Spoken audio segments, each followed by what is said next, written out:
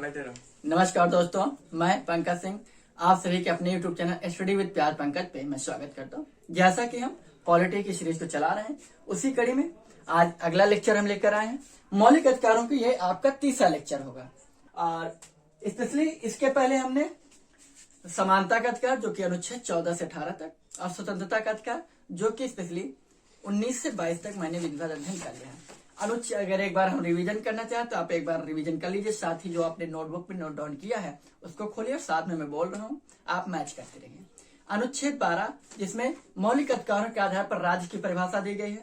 अनुच्छेद 13 में अल्पीकरण या इसी में न्यायालयों को न्यायिक पुनरावलोकन का अधिकार दिया गया है। प्लस अनुच्छेद 14 से 18 तक समानता का अधिकार, जिसमें अनुच्छेद 14 में विधि के समान संरक्षण, और यहाँ पर दो प्रकार की विधियों का जिक्र किया गया है। एक हमने ब्रिटेन से लिए जिसको मैंने आपको बताया था EBL, बी से आप याद रखेंगे इक्वल बिफोर लॉ, अर्थात ये हमने ब्रिटेन से ली थी विधि सम्यक प्रक्रिया, तथा हमने एक USA से ली अर्थात अमेरिका से जिसको विधि के समान संरक्षण की मैंने बात की थी। वहां पर अनुच्छेद 15 जहाँ पर धर्म, जाति, लिंग, वंश और जन्म स्थान के आधार पर राज्य आपके साथ विभेद नहीं करेगा। प्लस अनुच्छेद 16 में लोक नियोजन की बात की गई है। अनुच्छेद 17 अस्पृश्यता अर्थात जिसको इंग्लिश में अनटचेबिलिटी बोलते हैं उसमें, और अस्पृश्यता संरक्षण अधिनियम जो है इसलिए आपके लिए 1955 में आया था। वहीं पर अनुच्छेद 18 उपाधियों का अंत, जिसमें यह बताया गया है कि राज्य कोई भी उपाधि आपको प्रदान नहीं करे, लेकिन शैक्षणिक आधार पर आपकी उपाधियां मान्य हैं। और यहीं पर आपको जनता सरकार ने जनता सरकार के जो प्रधानमंत्री थे उस समय मोरारजी देसाई, उन्होंने जो 1954 में सिविल अवार्ड्स अर्थात जैसे भारत रत्न, पद्म विभूषण, पद्म भूषण, पद्मश्री, इन पर रोक लगा दी थी, ये कहकर के उपाधियों का अंत का उल्लंघन कर रहे हैं। लेकिन 1980 में आकर फाइनली फिर कांग्रेस सरकार ने ये बताया कि ये उपाधियों का अंत नहीं है। अगर हम किसी के काम को प्रोत्साहित नहीं करेंगे, प्रोत्साहन नहीं देंगे, तो लोगों में जागरूकता नहीं बढ़ेगी, और लोगों की जागरूकता नहीं बढ़ेगी तो लोग किसी भी काम के लिए आगे नहीं बढ़ेंगे। इसलिए लोगों को प्रोत्साहित करने के लिए, उनको मोटिवेट करने के लिए ये उपहार स्वरूप दिए जाते हैं।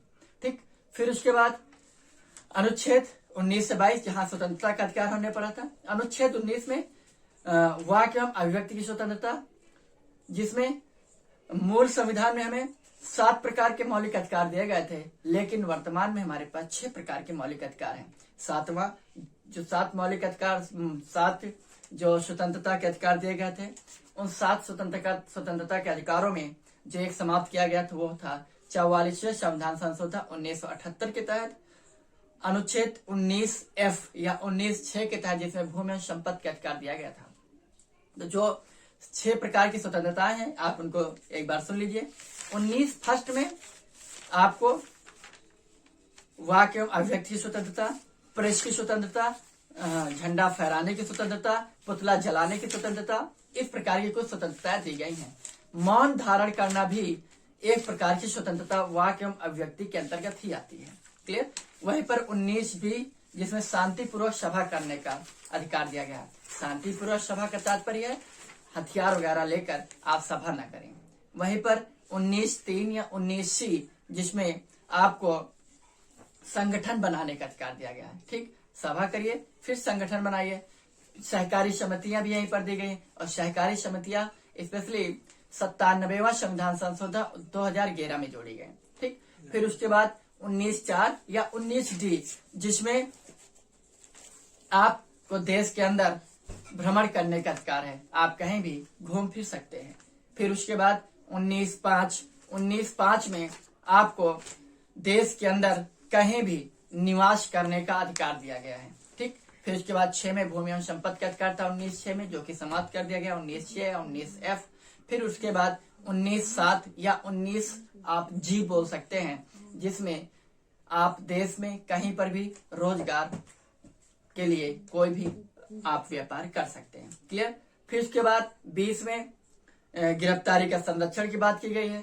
फिर उसके बाद 21 में प्राण एवं दैहिक स्वतंत्रता, तथा 21 का में जो कि 86वां संविधान संशोधन 2003 के तहत जोड़ा गया, और वहां पर शिक्षा का अधिकार को मौलिक अधिकार दे दिया गया। और 86वें संविधान संशोधन 2003 के तहत 3 चीजें जोड़ी गई। पहला, जिसमें खासकर ये कहा गया कि एक तो मौलिक अधिकार 21 अनुच्छेद 21 का जोड़ा गया, तथा दूसरा जो था अनुच्छेद 45 जो कि नीति निर्देशक तत्वों में 6 से 14 वर्ष की उम्र के बच्चों को खासकर शिक्षा, निःशुल्क शिक्षा का अधिकार था, वो उसको हटाकर मौलिक अधिकार बना दिया गया। और फिर 45 में ही आपको 6 वर्ष से कम उम्र के बच्चों को राज्य को अधिकार दिया गया कि आप उनके स्वास्थ्य देखभाल की रक्षा करें, ठीक, पालन पोषण। फिर वहीं पर 86वें संविधान संशोधन के तहत हमारे मौलिक कर्तव्य जोड़े गए। मौलिक कर्तव्य में 11वां मौलिक कर्तव्य जोड़ा गया, जिसमें अभिभावकों को भी शिक्षा से संबंधित अर्थात बच्चों को जागरूक करने के लिए उनको स्कूल भेजने की जिम्मेदारी सौंपी गई।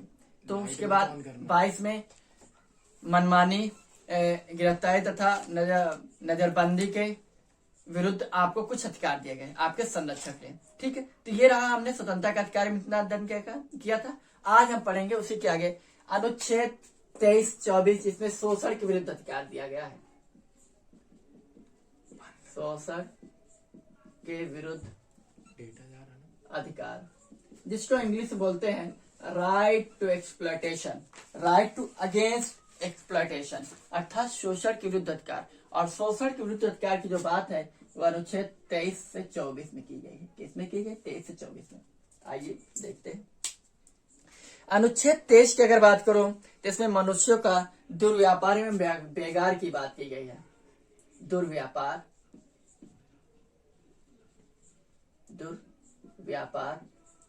तथा बेगार की बात की गई है। अब आइए दुर्व्यापार क्या है। दुर्व्यापार की अगर बात करूं तो दुर्व्यापार में यह कहा गया है कि मानव दुर्व्यापार नहीं करेगा। कहने का तात्पर्य है कि ऐसे उद्देश्य जो गलत, ऐसे काम जो गलत उद्देश्यों के लिए किए जाते हैं दुर्व्यापार कहलाते हैं। जैसे बच्चे, महिलाएं, लड़कियों की खरीद फरोख्त नहीं की जाएगी, जिस फरोख्ती के धंधे नहीं किए जाएंगे, ठीक है। साथ ही यहाँ पर वैश्यवृत्ति तथा दास्ता, गुलामी, इन सभी के लिए जो है किसी भी लड़का, लड़की या मनुष्य या महिला की खरीद फरोख्त नहीं की जाएगी, ठीक है। दास्ता, जो कि दास्ता स्पेशली दास्ता या गुलामी, जिसमें लोग पहले आप देखिए आजादी के पहले बहुत ज्यादा था हमारे यहाँ, जिसमें आप से लोगों को जबरदस्ती केवल 2 वक्त के खाने के एवज में आज से लोग काम कराते थे और काम करते थे हम, और उसके एवज में कुछ नहीं मिलता था, ठीक है।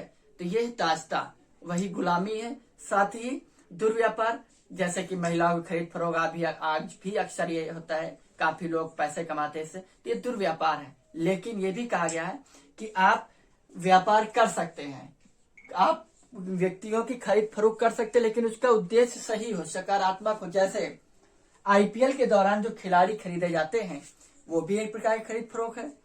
तो इसमें देश के आर्थिक सहायता होती है देश की, ठीक है। खरीद फरोख्त होती है, उसमें बोलियां लगती हैं, जिसके तहत वो टूर्नामेंट्स होते हैं, जिसके तहत काफी जो आर्थिक सहायता मिलती है देश को। तो इसलिए जो देश के हितकर हो, देश के लिए हितकर हो, ठीक है, ऐसे आप व्यापार कर सकते हैं। ऐसे उद्देश्यों के लिए आप लोगों के खरीद फरोख्त कर सकते हैं।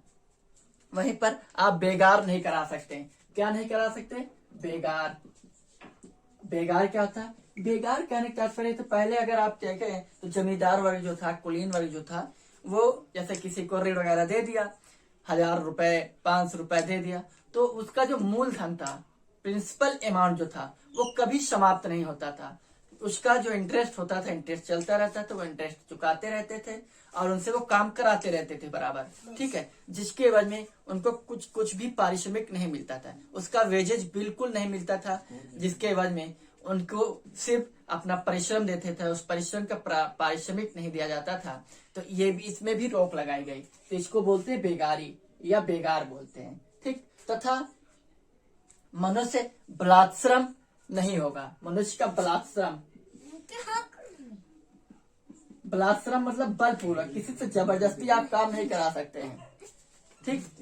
किसी से बलपूर्वक का काम नहीं करा सकते। चुप, लड़ो ना, शांत से बैठो, साइलेंट। ठीक, आप बलपूर्वक किसी से काम नहीं करा सकते हैं। ठीक है, तो ये इन पर रोक लगाई गई। ये अनुच्छेद 23 के तहत, अनुच्छेद 23 और 24 ये राज्य के साथ साथ व्यक्तियों के भी विरुद्ध है। ठीक है, राज्य अगर आपके साथ ऐसा कुछ व्यवहार कर रहा है, जबरदस्ती कोई काम करा रहा है, तो ये राज्य के विरुद्ध, साथ ही साथ व्यक्ति के विरुद्ध भी आपको ये अधिकार प्राप्त है। ठीक है, उनके विरुद्ध, व्यक्ति के विरुद्ध भी, राज्य के विरुद्ध भी, नागरिक के विरुद्ध भी आप कार्रवाई कर सकते हैं। ठीक, तो दोनों प्रकार। अनुच्छेद 24 ये था आर्टिकल 23। अब हम पढ़ेंगे आर्टिकल 24। आर्टिकल 24 में बताया गया 6 से 14 वर्ष के उम्र के बच्चों को किसी भी गलत काम के या किसी गलत उद्देश्य के आधार पर कोई भी काम नहीं करवा सकता। आप गलत काम, जैसे पटाखे की फैक्ट्री में आप काम नहीं करवा सकते किसी बच्चे से, माइंस में अर्थात खानों में आप काम नहीं करवा सकते। ठीक है, इसके आधार पर क्या है कि 6 से 14 वर्ष की उम्र, इसीलिए इसको निःशुल्क शिक्षा का अधिकार दे दिया गया 6 से 14 वर्ष की उम्र के बच्चों को, कि जिनके पास पैसा रुपया नहीं वो भी बच्चे पढ़ सके। तो ये उम्र है बच्चों की पढ़ने की। बच्चे पढ़ेंगे, रोजगार पाएंगे, खुद अपने पैरों पर खड़े होंगे, जिसके आधार पर देश खड़ा होगा। देश उनके कंधों पे है, देश का बोझ उनके कंधों पर है, जिससे देश भी आगे बढ़ेगा, देश की आर्थिक स्थिति सुधरेगी। ठीक है, इसलिए अगर 6 से 14 उम्र के बच्चों से अगर खानों में या माइंस में आप काम कराने लगेंगे, तो कोयलों के खानों में काम करेंगे, जिसकी वजह से वहां पर काम करने से उनके पढ़ने लिखने की उम्र रहेगी। साथ ही साथ वे सही तरीके से, उनका स्वास्थ्य भी नहीं रहेगा और ज्यादा उम्र जी नहीं पाएंगे, जिसकी वजह से ये खतरे वाले स्थान होते हैं। साथ ही साथ और किसी होटल में आप काम नहीं करा सकते, किसी रेस्टोरेंट में नहीं काम करा सकते, किसी स्पा में काम नहीं करा सकते। मतलब 6 से 14 वर्ष की उम्र के बच्चे से आप काम नहीं करा सकते हैं। ठीक, लेकिन यहाँ पर अगर 6 से 14 वर्ष की उम्र के बच्चे से जब ये पूछा गया कि इनमें इतनी तो समझ होती नहीं कि अपने खिलाफ, ये इनके साथ जो कोई भी गलत कार्रवाई गलत तरीके से इनसे काम करवा रहा है, तो उसके खिलाफ कार्रवाई कर सके या रिट दायर कर सके। तो ये कहा गया कि इनके साथ इनको ले जाकर कोई भी व्यक्ति रिट दायर कर सकता है सुप्रीम कोर्ट या हाई कोर्ट में। क्लियर, तो उस व्यक्ति के खिलाफ तुरंत कार्रवाई की जाती है। तो 13 में दुर्व्यापार तथा बेगार तथा बलात्श्रम है। 24 में 6 से 14 उम्र के बच्चों को से आप जबरदस्ती काम नहीं करा सकते। ठीक, यहीं पर 1986 में बाल अधिकार संरक्षण अधिनियम आया था। बाल अधिकार संरक्षण अधिनियम, क्लियर, संरक्षण अधिनियम 1986 बाल अधिकार संरक्षण अधिनियम 1986 में आया। इतनी बात समझ में आई। आगे हमारा मौलिक अधिकार, धार्मिक स्वतंत्रता का अधिकार। क्या है? धार्मिक स्वतंत्रता का अधिकार। धार्मिक स्वतंत्रता का अधिकार, जिसको इंग्लिश में बोलते हैं राइट टू रिलीजियस फ्रीडम। अनुच्छेद 25 से 28, 25 to 28, right to religious freedom, स्वतंत्रता का अधिकार, जिसमें अनुच्छेद 25 आर्टिकल 25 में अंतःकरण का अधिकार दिया गया। क्या है? अंतःकरण, धार्मिक अंतःकरण। अब अंतःकरण, स्पेशली अंतःकरण को इंग्लिश बोलते हैं कंसाइज। ठीक, राइट टू कंसाइज। अंतःकरण का तात्पर्य है अनुच्छेद 25। इसमें अगर पहली बात की जाए तो किसी भी व्यक्ति को धर्म मानने या न मानने का अधिकार है, जिसको अंतःकरण बोलते हैं। किसी भी व्यक्ति को धर्म मानने या न मानने का अधिकार है, जिसको स्पेशली अंतःकरण बोलते हैं। दूसरा, कोई भी व्यक्ति अपनी स्वेच्छा से, कोई भी व्यक्ति अपनी स्वेच्छा से धर्म परिवर्तित कर सकता है, लेकिन जबरदस्ती, किसी बल, लोभ या किसी बल, लोभ या छल द्वारा उसका धर्म परिवर्तन नहीं कराया जा सकता है। कहने का तात्पर्य यह है कि आप जबरदस्ती किसी भी व्यक्ति का धर्म परिवर्तन नहीं करा सकते हैं।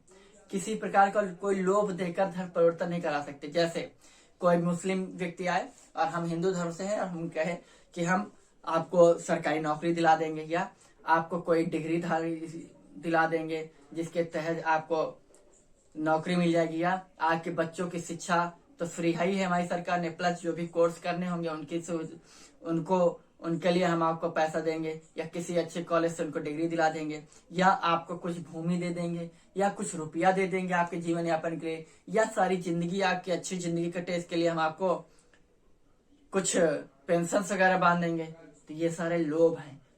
ना तो बलपूर्वक या हम तुम्हें मार डालेंगे, नहीं तो हमारा धर्म पर ज्वाइन कर लो, स्वीकार कर लो, ठीक है।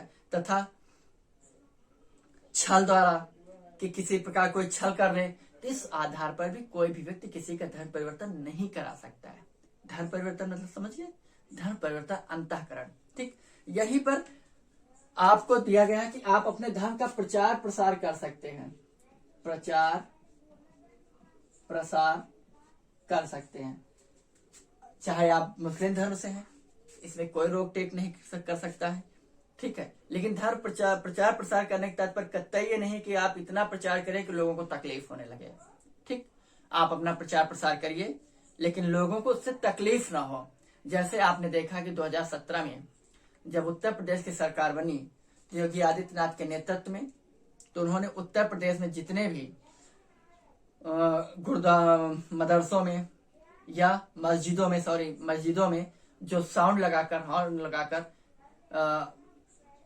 प्रार्थना करते थे वो लोग, ठीक, नमाज पढ़ते थे सुबह 4 बजे से, तो लोग आसपास के जो लोग थे उनकी नींद खराब होती थी। और नींद का अधिकार एक निजता का अधिकार है, ठीक है। और इससे आप प्रचार करिए, आपके प्रचार में आपके धर्म परिवर्तन किसी प्रकार करिए, लेकिन किसी को कोई कष्ट ना हो ऐसा भी प्रचार करना है, ठीक है।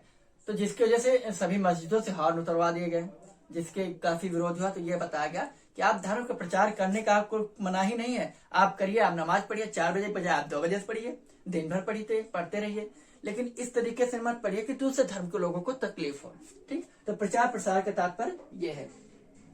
तथा यहाँ पर यह बताया गया कि आपको धार्मिक आजादी के साथ साथ सभी हिंदू धर्म के लिए जितने भी धार्मिक संस्थान है वो खोल दिए जाएंगे। अब हिंदू धर्म में आप जान लीजिए कौन कौन धर्म है। हिंदू धर्म के तहत आपको बौद्ध, जैन और सिख, बौद्ध, जैन तथा सिख, ये हिंदू धर्म के अंतर्गत आते हैं। अगर हिंदू धर्म की बात की जाए तो हिंदू धर्म के अंतर्गत बौद्ध, जैन और सिख, इनको भी शामिल किया गया है, इनको भी से मर्ज कर लिया गया है, ठीक। जिसके तहत इनके भी संस्थानों को खोल दिया जाएगा। धार्मिक सभी धार्मिक हिंदू संस्थानों को खोल दिया जाएगा, ठीक। तथा इसी में एक बात और जान लीजिए, जो सिख धर्म के लोग हैं उनको कृपाण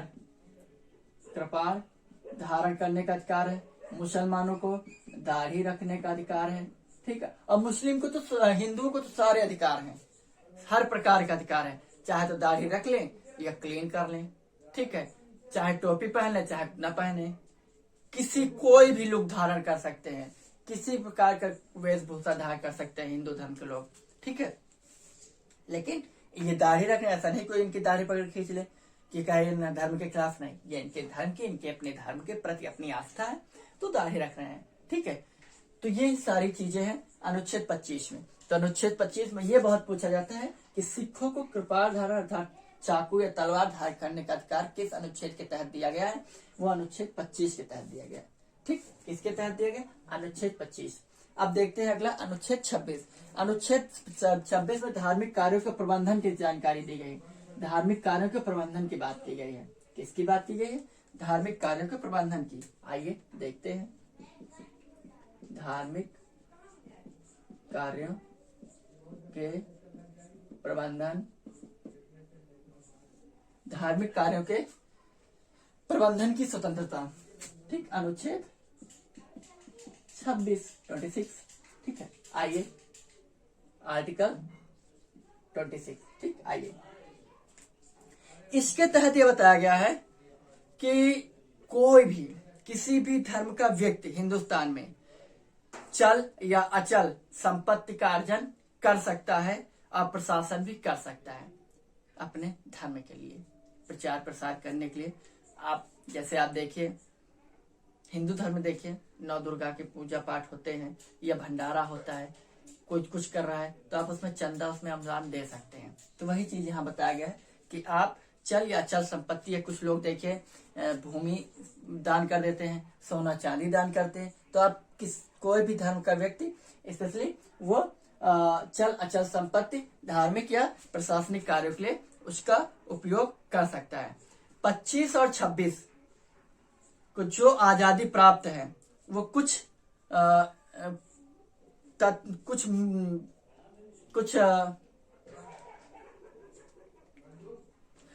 प्रावधानों के अधीन प्राप्त है। 25 और 26 जैसे लोक व्यवस्था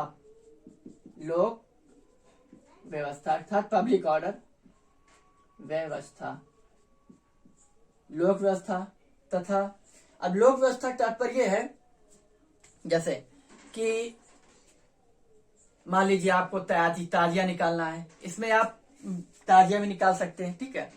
आप 26 के तहत ताजिया निकालिए, आप हज की यात्रा कीजिए, आप दुर्गा पूजा में जो मूर्ति विसर्जन है वो करिए, ठीक है। कोई भी धार्मिक आस्था के प्रति आप कोई भी रैली निकालिए, कुछ भी करिए, लेकिन वो 2-3 ऐसे प्रमुख बिंदु हैं जिनका आप उल्लंघन नहीं कर सकते हैं।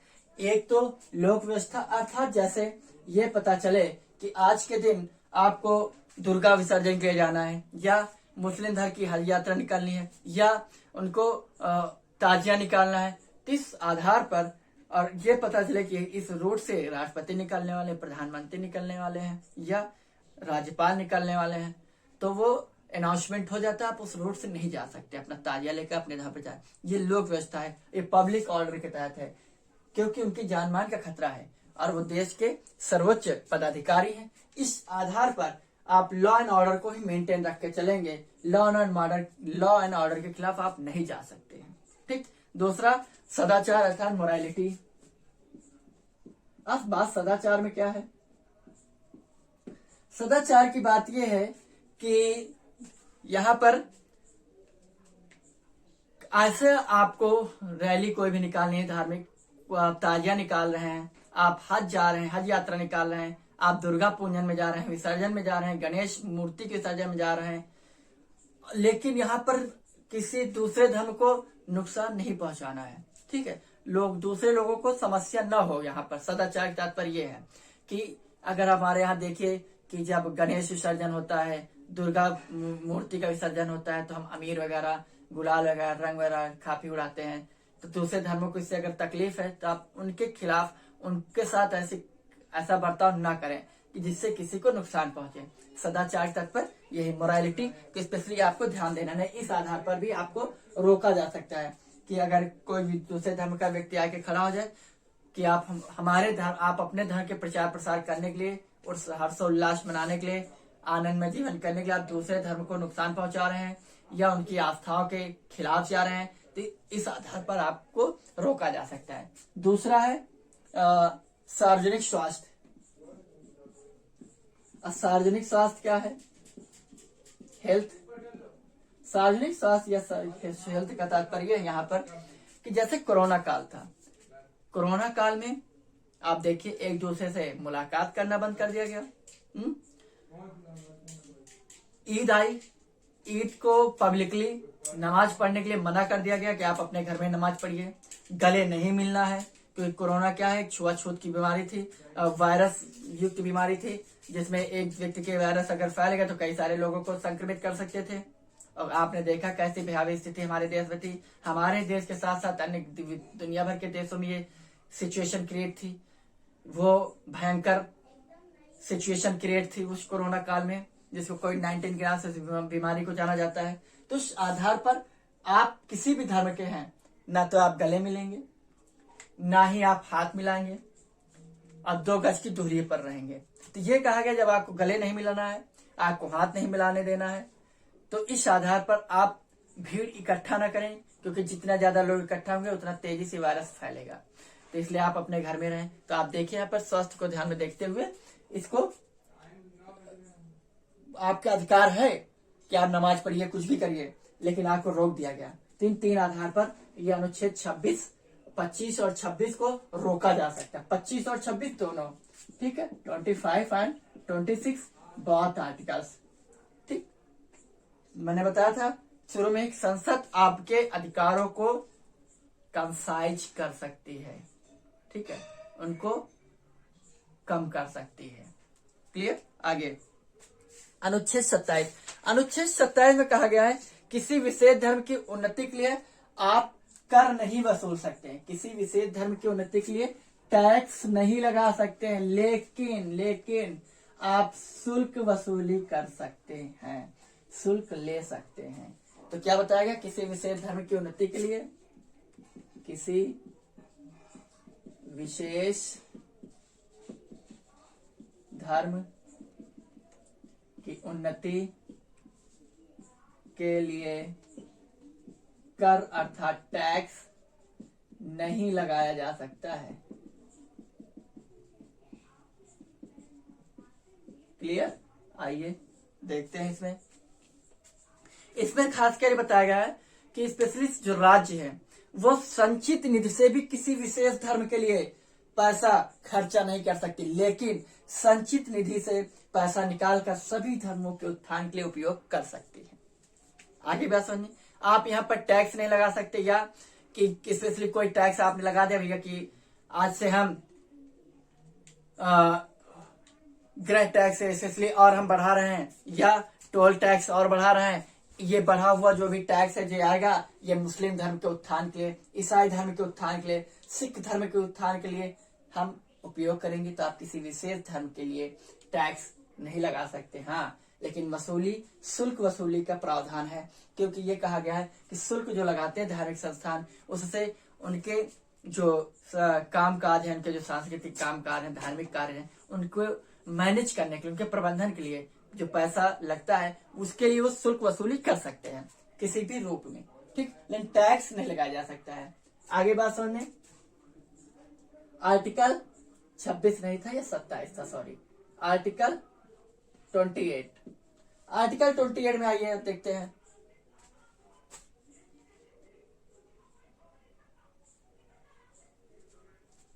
कुछ शिक्षण संस्थानों में धार्मिक शिक्षा या धार्मिक उपासनाओं की उपस्थित होने की स्वतंत्रता है। क्या है? कुछ शिक्षण संस्थानों में, कुछ शिक्षण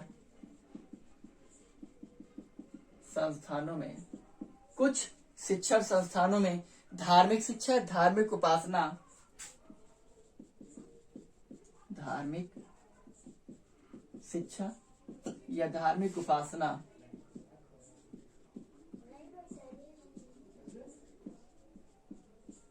या धार्मिक उपासना की उपस्थिति, धार्मिक उपासना में उपस्थित होने की स्वतंत्रता,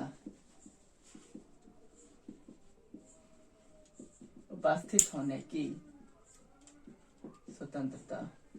क्लियर। आइए, स्पेशली धार्मिक शिक्षा के अंतर्गत यह बताया गया है कि आस्था के आधार पर जो भी धर्म गुरु हैं वे ग्रंथों का अध्ययन कर धार्मिक प्रचार प्रसार कर सकते हैं यहाँ पर, ठीक है। और इसके लिए संस्थान खोले जा सकते हैं किसमें, अनुच्छेद 28 के तहत। क्लियर। धार्मिक उपासना में उपस्थित होने की स्वतंत्रता है। अगला हमारा मौलिक अधिकार है सांस्कृतिक एवं शिक्षा का अधिकार।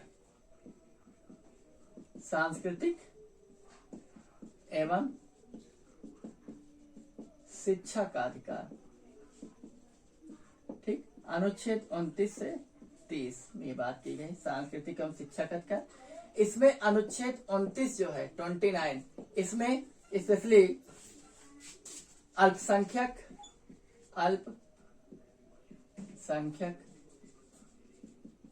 वर्गों के हितों का संरक्षण, इसमें दो प्रकार से अनुच्छेद 29 फर्स्ट और 29 सेकेंड, दो प्रकार से हम इसमें समझाने का प्रयास कर रहे हैं। देखिए, प्रत्येक नागरिक को, भारत के प्रत्येक नागरिक को जिसकी अपनी विशिष्ट भाषा, लिपि तथा संस्कृति है, उसे बनाए रखने का अधिकार, उसे बनाए रखने का अधिकार इसमें दिया गया है। किसमें? अनुच्छेद 29 फर्स्ट में। अर्थात अगर आप यहाँ देखें तो आर्टिकल 29 फर्स्ट जो है अनेकता में एकता की बात करता है, अनेकता में एकता की बात करता है। क्या मतलब? विशिष्ट भाषा, शैली, ठीक है, संस्कृति, ठीक है, लिपि अलग अलग होने के बावजूद भी सभी को एक में समाहित करने की बात करता है। तो अनेकता में एकता की बात जो है, स्पेशली अनुच्छेद 29 से कई बार आपसे पूछा गया है कि किस अनुच्छेद में अनेकता में एकता की बात हर मौलिक अधिकारों में दिखाई देती है, तो स्पेशली यही है। ठीक। और एक चीज आपको कई बार क्वेश्चन पूछा गया कि क्या जो धर्मनिरपेक्ष पंथ निरपेक्ष जो शब्द है 42वें संविधान संशोधन 1976 के तहत जोड़ा गया था हमारी प्रस्तावना में, क्या हमारे मूल संविधान में या 1976 के पहले या आजादी के बाद 1976 के पहले क्या हमारे धार्मिक स्वतंत्रता या धर्मनिरपेक्षता कहीं नजर आ रही थी हमारी प्रस्तावना में? जी हाँ, अनुच्छेद 25 से 28 में जो आपने पढ़ा है धार्मिक स्वतंत्रता के अधिकार, वहां पर धर्मनिरपेक्ष को नजर आ रहा है कि किसी भी एक विशेष धर्म की बात नहीं की गई है, सभी धर्मों के सब बराबर उनके सभी अधिकारों की बात की गई है सभी के लिए, कि सभी धर्मों को स्थान बराबर हो और सभी धर्म अपने धर्म के प्रति सजग रहें और किसी दूसरे धर्म को नुकसान पहुंचाए बिना अपने धर्म का प्रचार प्रसार करते रहें। क्लियर? बात अगर 29(2) की जाए, इसमें राज्य द्वारा वित्त पोषित सहायता प्राप्त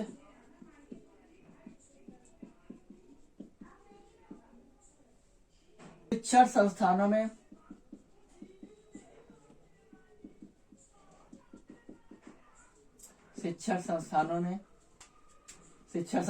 प्रवेश से धर्म, वंश, जाति के आधार पर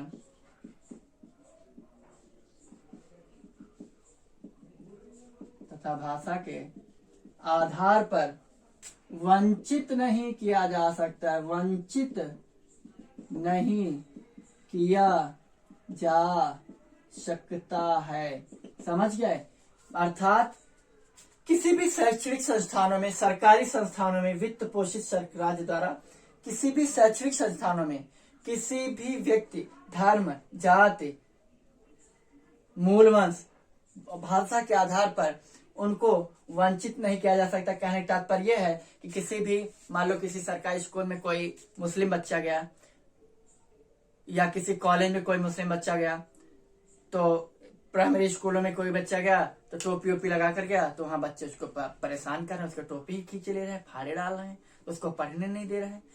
या कोई भी मास्टर, कोई भी अध्यापक नहीं कह सकते तुम मुस्लिम धर्म से हो, तुम पढ़ नहीं सकती। या कोई भी निम्न जाति का व्यक्ति है, हिंदू धर्म में SC ST है, OBC है, उसको पढ़ने से आप वंचित नहीं कर सकते हैं। तो इस प्रकार से किसी भी व्यक्ति को आप उसके धर्म, मूल वंश और जातीय तथा भाषा के आधार पर वंचित नहीं कर सकते। यह अनुच्छेद 29(2) में बात की गई। वहीं पर 1 में क्या कहा गया? भारत के प्रत्येक नागरिक को जिसकी अपनी विशिष्ट भाषा, लिपि, संस्कृति है, उसे बनाए रखने का अधिकार है। अर्थात अनुच्छेद 1 जो अनेकता में एकता की बात करता है, ठीक है, यूनिटी इन डाइवर्सिटी की बात करता है। अब आगे अनुच्छेद 30 में बताया गया है कि अल्पसंख्यक वर्गों के हितों के लिए धार्मिक संस्थानों की स्थापना की जा सकती है। धार्मिक संस्थानों के स्थापना की बात की गई है। प्रिय आइए देखते हैं।